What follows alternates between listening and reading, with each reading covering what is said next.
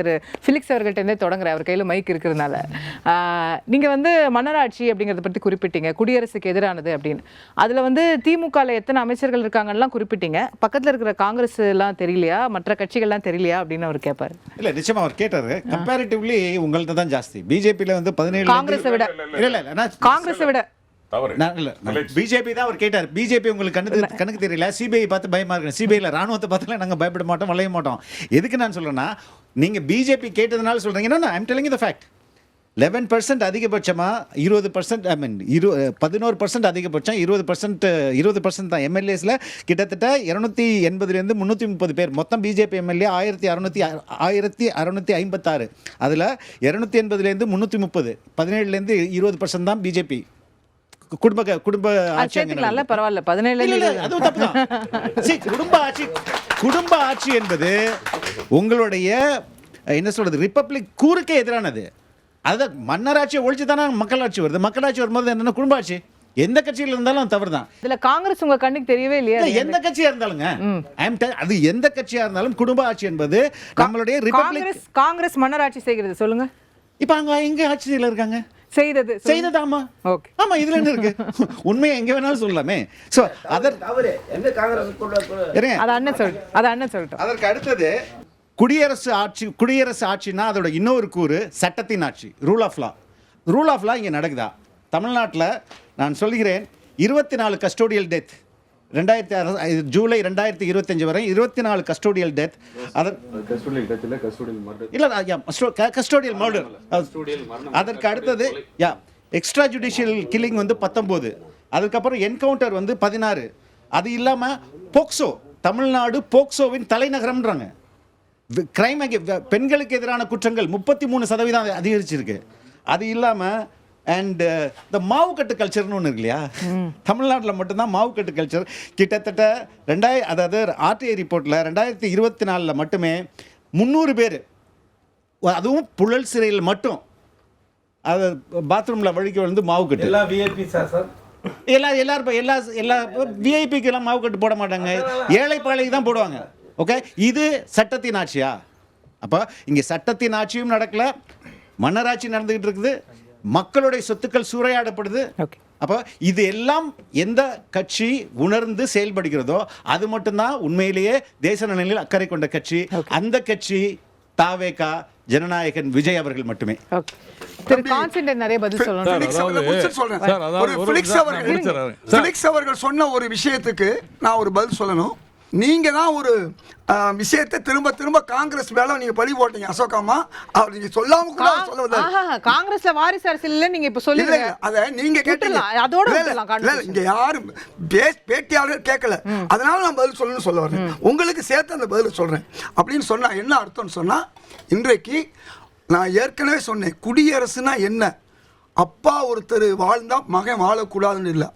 அப்பா ஒருத்தர் பொறுப்புல இருந்தா மகவா அவர்களுக்கு தகுதி இருந்தா வருவாங்க. எத்தனையோ தலைவர்களுடைய பிள்ளைகளுக்கு தகுதி இல்லாம அதல்ல அவர்களா உருவாகுவாங்க, ஏற்படுத்துவாங்க. இது ஒரு பக்கம் இருக்கட்டும். அதே மாதிரி நாளைக்கு தாவேகாவிலையும் உருவாகலாம், வேற கட்சிகளையும் உருவாகலாம். உருவாகும் போது வரும். என்ன சொல்ல வரேன், வாரிசு நான் சொல்றது விதமானது. ஒருத்தருக்கு தகுதியும் திறமையும் இருந்தா அவர் வரக்கூடாதுன்னு சொல்ல முடியாது. அது குடியரசு அல்ல. குடியரசுன்னு சொன்னா ஒருத்தர் அப்பாவுக்கு மட்டும்தான் குடி, மகன் வரவே கூடாதுன்னு சொன்னா டாக்டர் புள்ள டாக்டரா இருக்காது, வக்கீல் புள்ள வக்கீலா இருக்காது, சினிமா நடிகர் வீட்டு புள்ள சினிமா நடிகரா இருக்காது. இதுதான் முக்கியம்.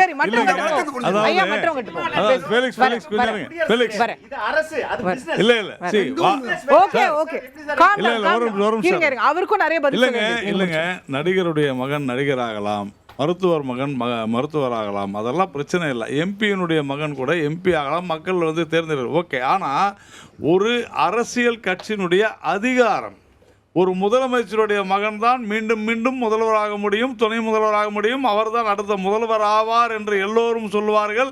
ஒரு 80-85 வயது மூத்த அரசியல்வாதி ஒருவர் இவர்தான் முதலமைச்சராக வருவார், அவருடைய மகன் தான் வருவார், அந்த பரம்பரை தான் இந்த பரம்பரை தான் ஆட்சி செய்யும் என்கிற வகையில் சொல்வதுதான் வாரிசு அரசியல் என்று நாம் தெளிவாக சொல்கிறோம். இதில் மறுபடியும் அதை வந்து திமுக வந்து என்ன சொல்கிறாங்கன்னா பிஜேபியில் இல்லையான்னு. பிஜேபியில் நிறைய பேர் இருக்கிறாங்க எம்எல்ஏவோட. இப்போ இன்றைக்கி எங்கள் பிஜேபியினுடைய அகில இந்திய தலைவராக இருக்கக்கூடியவர் 5 முறை எம்எல்ஏவாக இருந்திருக்கிறாரு, இன்றைக்கி தலைவராக இருக்கிறார். அவங்க அப்பா எம்எல்ஏவாக இருந்தார். ஏன் இருக்கக்கூடாதா? தாராளமாக இருக்கலாம், அதை பற்றி ஒன்றும் இல்லை. ஆனால் எந்த தகுதியின் அடிப்படையில் ஆட்சியும் அதிகாரமும் வழங்கப்படுகிறது என்பதை பொறுத்து தான் நாம பேசிக் கொண்டிருக்கிறோம். பதில் கேட்போம். கான்சென்ட்ரேட். அது துணை கேள்வி நாம் தான் வச்சுக்கணும் வைக்குது. ஒரே ஒரு கேள்வி மொத்தமாக கேட்டுருவாங்க. தகுதியின் அடிப்படையில் மகனுக்கு பிறகு அப்பாவுக்கு பிறகு மகனுக்கு பிறகு பேரன் அப்படிங்கிற வகையில் பொறுப்பு கொடுக்கப்படுதுன்னு சொன்னாங்க. நாங்கள் கேட்குற ஒரே கேள்வி, தமிழ்நாட்டில் 8 கோடி மக்கள் இருக்கிறாங்க, திமுகவில் 1 கோடி தொண்டர்கள் இருக்கிறாங்கிறாங்க. சரி, திமுகவில் இருக்கிற 1 கோடி தொண்டரையாக அதை எடுத்துக்குவோம். இந்த 1 கோடி பேர்கிட்ட இல்லாத தகுதியாக கோபார வீட்டில் இருக்கிற 3 பேருக்கு மட்டும்தான் தகுதி இருக்குதாங்கிற கேள்வியை முன் வச்சிடறோம். அதாவது இந்த வாரிசு அரசியல் அப்படிங்கிறத திராவிட முன்னேற்ற கழகம் இன்னைக்கு நேற்று இல்லை, 84லேருந்து இதெல்லாம் நீங்கள் சொல்லிக்கிட்டு தான் இருக்கீங்க.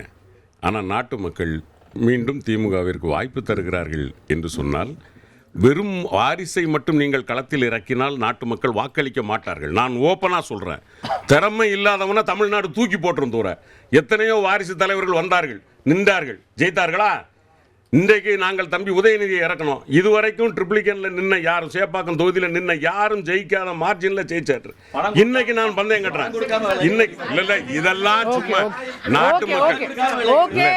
இது அதாவது ஜெயிச்சா பணம் கொடுத்துட்டான், இது தோத்துட்டா அவங்க பணம் கொடுத்து பணம் கொடுத்ததுனால ஜெயிச்சார் அப்படின்னா இந்தியா தமிழ்நாடு முழுக்க 234 தொகுதி அப்படி தான் நடந்துச்சா? அவங்க தேர்தல் கமிஷன் கண்ணை மூடிட்டு இருக்கா? நான் கேட்கறது என்னன்னா, இல்லை நீங்கள் உங்கள் இஷ்டத்துக்கு ஒரு டெஃபினேஷனை வச்சுக்கிட்டீங்கன்னா அதுக்கு நான் பதில் சொல்ல வேண்டிய அவசியம் இல்லை. எனக்கு நான் தமிழ்நாட்டு மக்களுக்கு பதில் சொல்லணும். இன்னைக்கு நான் கேட்குறேன், தம்பி உதயநிதி கையில் விளையாட்டுத்துறையை கொடுத்த பிறகு அந்த விளையாட்டுத்துறையை இந்தியாவின் முதன்மையாக மாற்றி இருக்கிறது என்று பாராட்டியது ஒன்றிய அரசினுடைய விளையாட்டுத்துறை.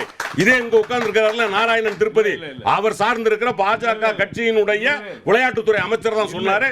இன்னைக்கு தமிழ்நாடு வந்து விளையாட்டுத்துறையில வந்து தலைமை தாங்கி கொண்டிருக்கிறது இருக்கு, பேசியிருக்கிறாரு. நீங்க இருங்க, நான் டேட்டாவோட தரேன். உதயநிதி அவர்கள் சேப்பாக்கம் தொகுதியில் வரலாறு காணாத வெற்றி பெற்றார் அப்படின்னு. அதே சேப்பாக்கம் தொகுதியில் தான் 80,000 பேர் போலி வாக்காளர்னு சொல்லி எஸ்ஐல தூக்கி வெளியே போட்டாங்க. அது வேறங்க. எஸ்ஐஆர்ன உடனே திமுக எதுக்கு அலறாங்க? எஸ்ஐஆர்ன உடனே அதே தொகுதி பொறுப்பாளராக நாங்க கலெக்டர்கிட்ட போய் மனு கொடுக்குறோம். எப்படி நம்ம மனு கொடுக்குறோம்?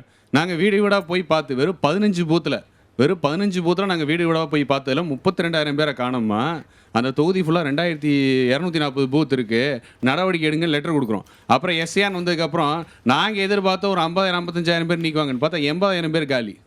அப்புறம் நீங்க அப்புறம் வந்து இப்படி ஓட்டு குத்துறதுக்குன்னே வந்து இறந்தவர்கள் பேரை எடுக்காமல், அங்கே குடியிருப்பவர்களின் பேரை எடுக்காம, எல்லாமே எடுக்காம, தேர்தல் நடக்கிற அன்னைக்கு 3 மணிக்கு போய் பூத்துல உள்ள அடிச்சு உடைச்சு உள்ள உட்கார்ந்து ஓட்டு போட்டா அப்புறம் ரெக்கார்ட் மேட்ச் ஜெயிக்காம வேற எப்படி ஜெயிப்பாரு? ஒரே ஒரு நிமிஷம் பதில் சொல்லிடுறேன். அதென்ன 2021 மார்ச் மாசமா போய் இவன் 87,000 பேரும் போய் சேர்ந்தான் ட்ரிப்ளிகன் தொகுதியில். 2016 யாருக்கு ஓட்டு போட்டான்? 2016 அதிமுகவுக்கு ஓட்டு போடும்போது இந்த 86,000 பேரும் செல்லும் ஓட்டு. 21 திமுகவுக்கு ஓட்டு போட்டா அவன் செத்து போன ஓட்டு. இது என்னங்க நியாயம்? 2003க்கு பிறகு இருந்த 87,000 பேர் இன்னைக்கு வரைக்கும் இருந்திருக்கான். 2 தேர்தலில் நீங்க ஜெயிச்சிருக்கீங்க அதிமுக. அப்பமெல்லாம் இந்த 87,000 பேர் ஓட்டு போடலையா? 2021 தேர்தலுக்கு முன்னாடி இந்த 87,000 பேரும் சேர்ந்தான் அப்படின்னு உங்ககிட்ட இருக்கா?